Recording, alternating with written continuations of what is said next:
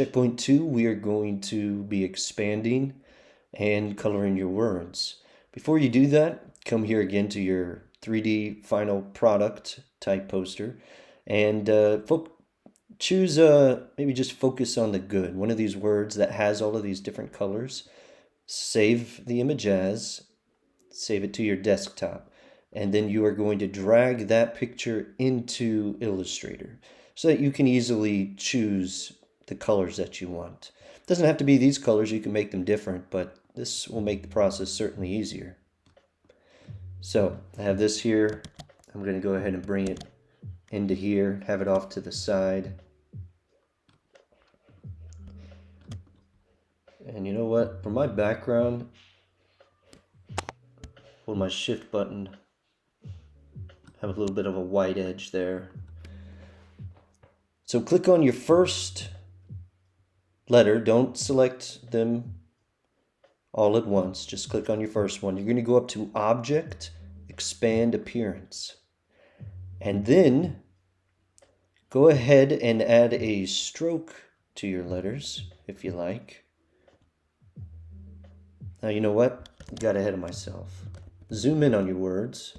Sorry, on your word. And we're going to go to Object, Ungroup.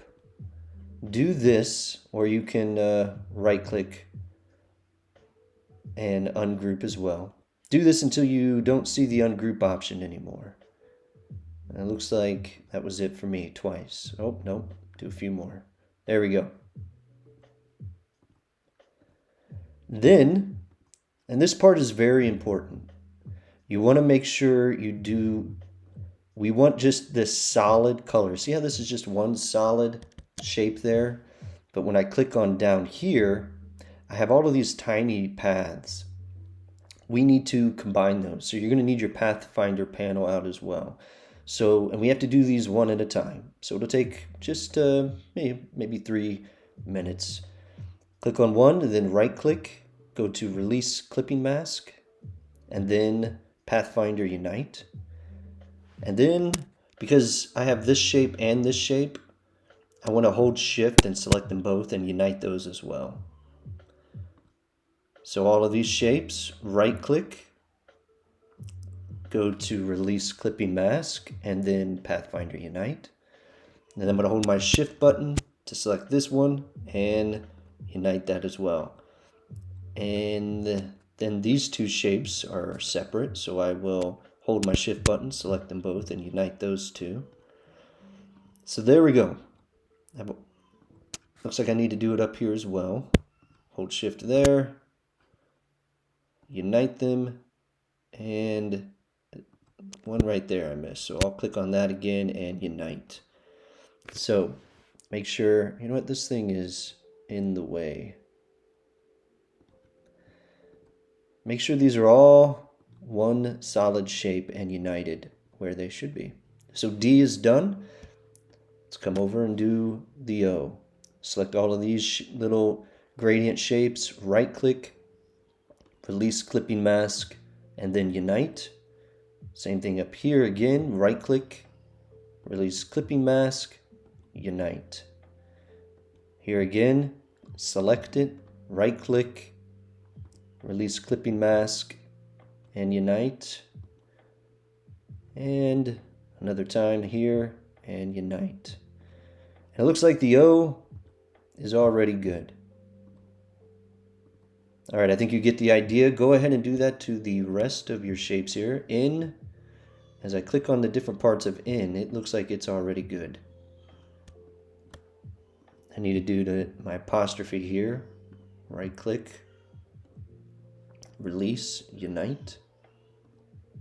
That's good, that's good.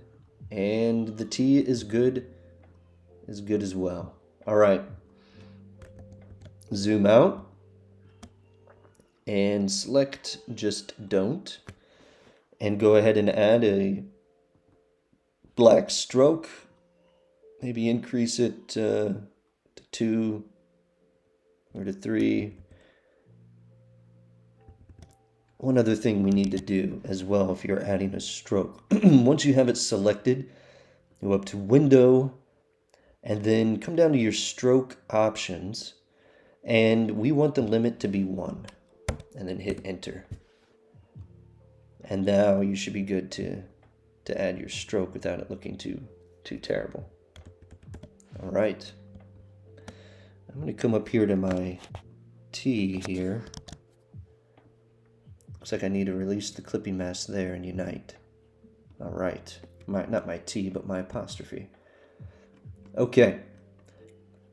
Do that to the rest of your letters. It'll take a little bit of time. And then, I'm just doing it here on this first one.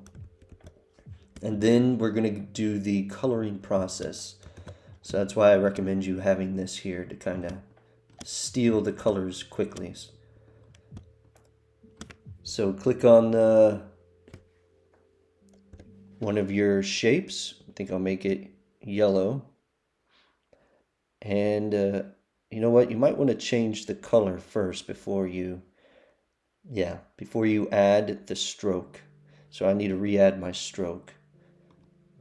And then what you want to do is select on the different parts of your word that you want to be yellow.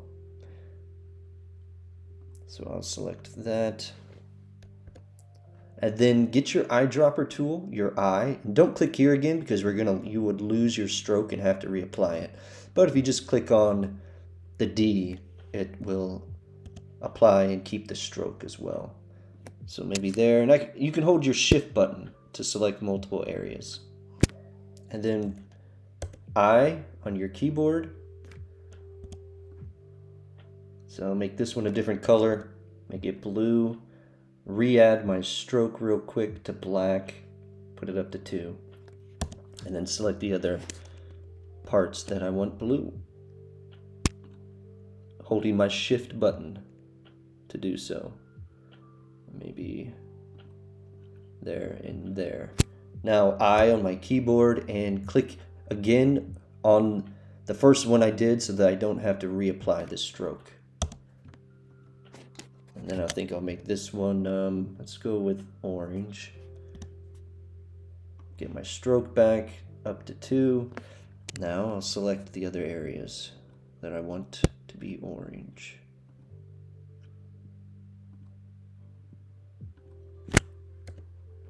I on my keyboard for my eyedropper.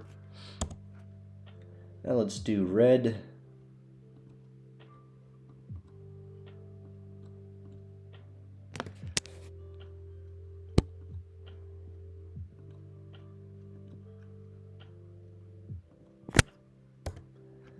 And we'll select that. Does that look good?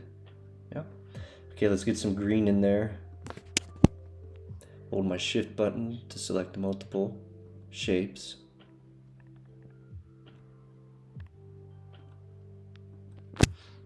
I again on my keyboard.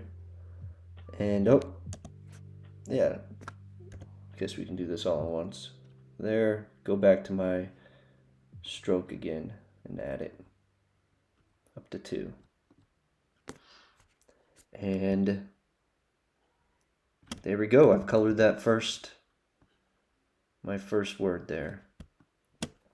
The rest of this checkpoint again is to to expand the appearance. You're not going to do expand appearance and then expand. Just expand the appearance, and then you are going to ungroup until you no longer see ungroup. It'll probably take 3 times. And then you need to go through there, release the clipping masks on all the gradients, and make sure you are using your Pathfinder to unite to create one solid shape in all areas. And then the rest of the checkpoint, doing that and coloring everything.